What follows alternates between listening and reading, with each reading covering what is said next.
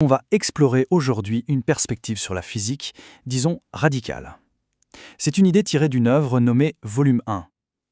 Le projet, reconstruire la réalité, mais pas à partir de ce qu'on observe, non, à partir d'une grammaire purement algébrique. La première chose à faire, c'est de mettre de côté tout ce qu'on pense savoir. Vraiment. Nos hypothèses les plus profondes sur ce qu'est la réalité, ici, elles deviennent des obstacles. En fait, la physique conventionnelle, elle commence toujours avec une sorte de triche. Elle postule d'emblée qu'il y a un espace, qu'il y a du temps, qu'il y a de la matière. Mais ce cadre-là refuse cette facilité.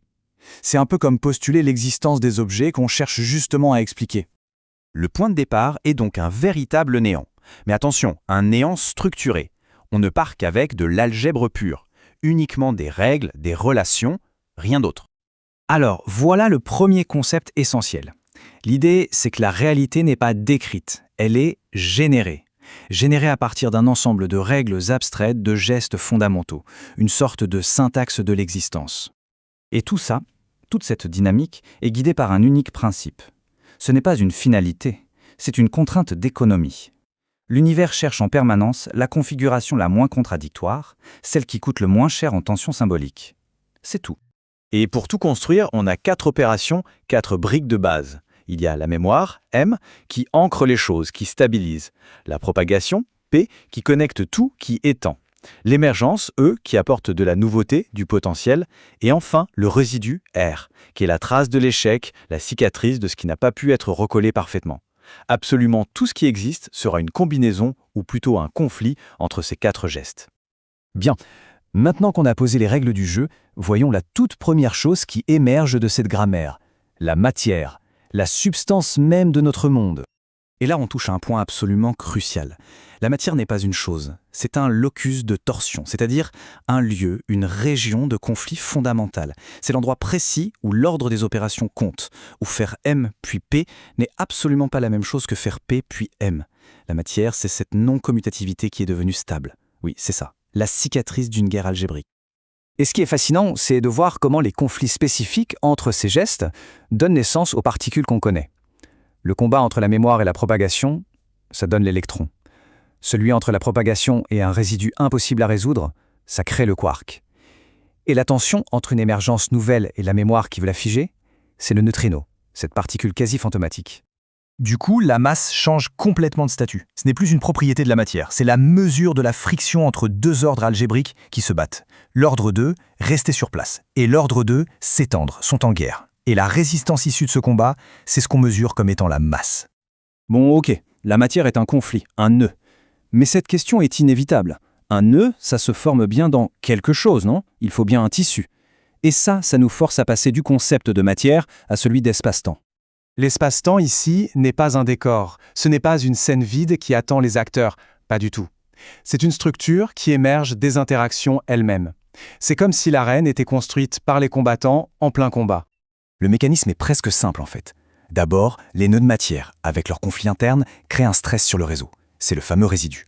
Ensuite, le réseau, pour ne pas se rompre, pour survivre à cette tension, n'a pas le choix. Il doit se déformer, se courber.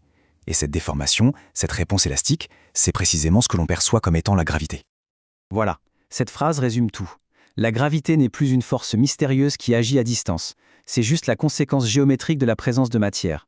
C'est la manière dont le tissu même de la réalité gère les contradictions logiques qui l'habitent. Et le temps dans tout ça? Eh bien, sa définition est tout aussi radicale. Le temps n'est pas une dimension dans laquelle on avance, c'est le déchet du calcul de l'univers. C'est une sorte de compteur qui enregistre l'accumulation de toutes les tensions, de tous les résidus que le système n'a pas réussi à résoudre sur le champ. Le temps, c'est la mémoire des échecs du système. Ça nous amène à une autre grande question. Pourquoi l'univers à petite échelle est-il granulaire? Pourquoi n'est-il pas lisse, continu? La réponse n'est pas un mystère ésotérique, c'est une simple question de budget. Faisons une petite comparaison. Imaginez un univers parfaitement lisse, continu. Il permettrait une infinité de détails. Le problème, c'est que le coût en information, le coût symbolique pour définir la moindre petite forme, serait infini. Le système planterait, tout simplement. Alors qu'un univers quantifié, lui, limite le calcul. Il le rend possible, viable. La mécanique quantique n'est donc rien d'autre qu'une nécessité de survie pour le système. C'est une mesure de gestion, de comptabilité. Pour que le coût global de son existence ne devienne pas infini, l'univers est obligé d'arrondir les comptes. Il doit opérer par paquet, par quanta. Et cette approche change tout, elle démystifie complètement les effets quantiques. L'incertitude, la granularité, ce ne sont plus des étrangetés inexplicables, mais des mécanismes logiques nécessaires pour gérer les coûts. On pourrait dire que l'incertitude est le prix à payer pour que le calcul puisse continuer. Toute cette construction logique, pièce par pièce, nous amène maintenant à une conclusion.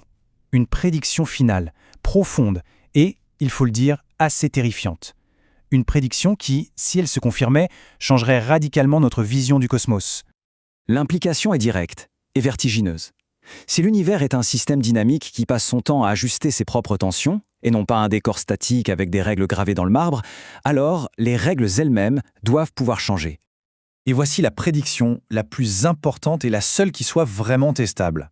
Si la composition de l'univers change avec son expansion, alors pour que l'équation globale reste équilibrée, les paramètres du système, ce qu'on appelle les constantes fondamentales, doivent eux aussi s'ajuster. Elles ne seraient donc pas constantes.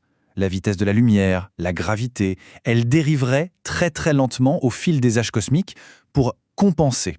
Pour résumer, cette vision remplace l'image d'un univers horloge réglé une bonne fois pour toutes par celle d'un organisme, un système vivant qui se bat à chaque instant contre sa propre incohérence.